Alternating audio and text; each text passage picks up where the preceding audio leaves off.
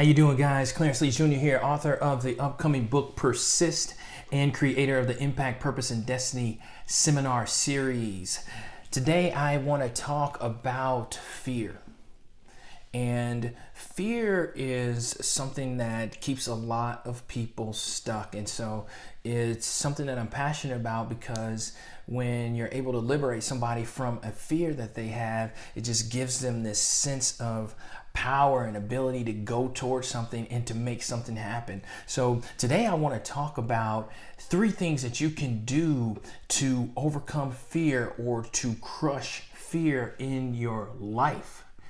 And I'm going to do about, I'll do a quick series on this over the next month, because I really want to dive deep into this topic and, kind of give you guys some tools that you can use, because we all have fears. Okay. So if you've ever, found yourself in a position where you've been fearful, or you fear the outcome or the consequence of something, and especially when you're pushing your limits or you're going after something that you want. I'm talking about that type of fear. I'm not talking about fear of crossing the highway when cars are going 100 miles per hour. I mean, that's fear, that's survival type of fear. No, I'm talking about fear that limits your activities toward goals that you want to accomplish, or toward things that you want to accomplish.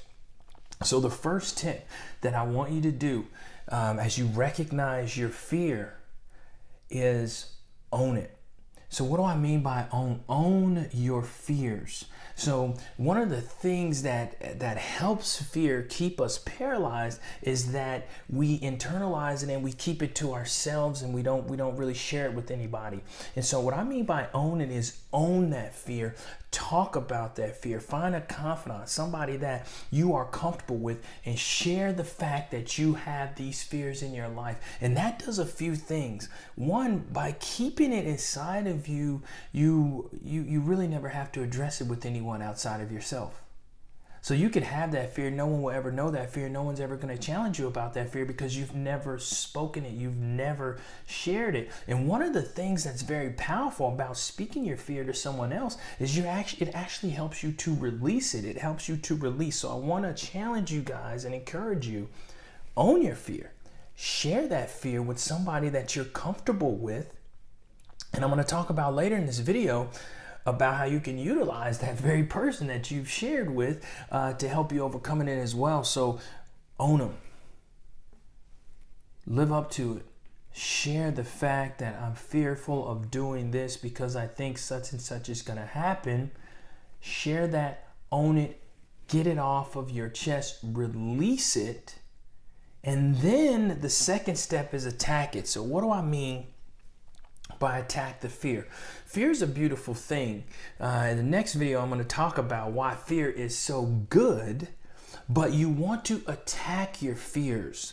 And so everybody has fears in different parts of their life. Either there's social fears in a social setting, a fear of, walking up to someone that you haven't met, or maybe there's a fear of putting yourself out there if you have an idea, or maybe there's a fear of judgment by saying, I think people aren't going to agree with what I believe. And there's all these types of fears, but the idea is that you need to work on attacking them. And let me explain to you why. Because if you do not, those fears are going to keep you in a box your entire life. So if you don't have a curriculum in place or a strategy in place to overcome those fears will only amplify, or they will stay there. They will not just completely dissolve out of thin air. Okay, so what I want to do is, if you have something that's a fear that is blocking you, this is a strategy. Own it first, share it with people, and then the second thing is attack it. So every single day, put into your day some sort of activity where you're attacking a fear. And I loved in Tim Ferriss's book, 4-Hour Workweek, he called it, I don't know exactly what he called it, but basically every chapter he had these challenges at the end of the chapter that were related to what we were talking about. And one of the challenges that he had, I thought was amazing, was he talked about a person's how comfortable they were with uncomfortable conversations. And he talked about, well, he had a few examples, but the one that really stuck out in my mind was, he says, go to the mall. He's talking about going to the mall and just lie down in the middle of the floor, just for no reason. Don't give anyone any reason, just lie down, right? And it really, I thought it was brilliant, because that will help you address this fear of, what other people are thinking about you, or, other people judging you, right? If you're able to go into a mall and just lie down in the middle of the floor, right? And, stay there for a minute, 2 minutes, and then get up and not give anyone any explanation, right? That releases you from, or it helps to train to release your mind from fears about judgment from other people. So I thought that was a brilliant example. So I'm not, I would be a proponent of saying go into the mall and lie down for a minute in the floor and see what happens, but go for it, because it really, really helps to bust through fear. It helps you to bust through the things that you are uncomfortable with, because if you can't address those uncomfortable type of either conversations or situations, those things are going to box you in, and you're going to avoid them your entire life. So you have to have a process in place where you are going to attack that fear every single day. And the next exercise I want you to do is, and this is why I really want you to understand, I really want you to see how fear is holding you up. I want you to list the things that your fears are holding you back from. If you release these fears, what will that make possible for your life? Or what is that fear holding you back from right now? What is it keeping you from? What part of your life aren't you fully utilizing because of this fear? I remember when I was in high school, and I was trying out for the basketball team, and I remember how worried I was about not making it, and how this thought came in my head was, why even try out? What if I don't make it? What if I go through all this and then I don't make it? And in those times when I was younger, even to get myself going to try out for a basketball team, because it was going to be public. Everybody was going to see that you were there. Everybody that tried out for the basketball team at the end of the day was going to know if you made it or if you didn't make it, right? So I had to risk put myself out there and being criticized by my peers, because I was going after something that I wanted, which was to be on the basketball team, and was to have a number, and was to have a jersey.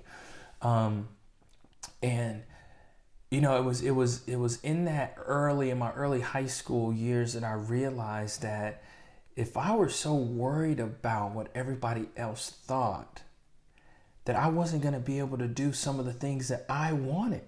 And so, many people, you say, oh, that's a high school lesson. Well, yeah, in some sense it is, but it still visits adults to this day.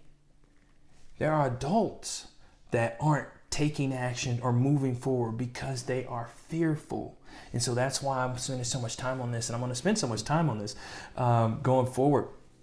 So number one, own them, share them, release them, get them off your chest. Number two, attack them. And number three, find an accountability partner, somebody a confidant that can come alongside you and help you crush that fear. And so the first piece I was talking about, owning it. As you own it, find that accountability partner, share that fear with them, and say, will you help me overcome this? And then that's going to be that external pressure.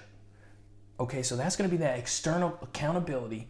That person that you meet with or speak with, and you talk about, hey, what did I do this week to overcome this fear? So utilize that person and discuss, what this fear is holding you back from, and then discuss how, when you bust this fear down, or when you break it out of your life or remove it from your life, what's going to be possible for you.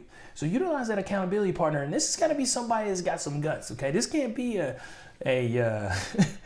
This cannot be the yes person in your life, okay? Because if they're the yes person, everything you do is great, everything you do is okay, and they're not going to challenge you and help you to move forward. They're not going to challenge you the way that they need to challenge you to help you move forward.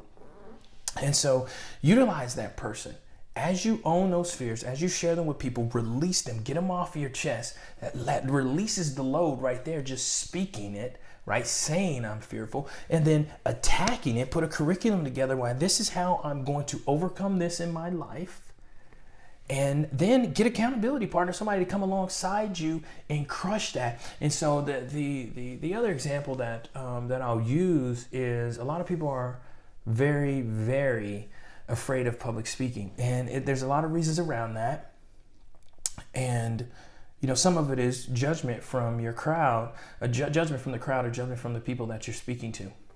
And when I first started speaking, I was afraid to speak as well. But what I did was I continued to do it. I continued to put myself out there, and I worked through strategies to help myself overcome that fear on a consistent basis. So one of the things that I put in, and it's not always that the fears are going to go away, or the feeling of fear, or the types of feelings that you have, the fearful feelings that you have aren't going to go away. Even to this day, when I get ready to speak, my heart rate goes up. I get excited. I get a little bit of anxiety about it.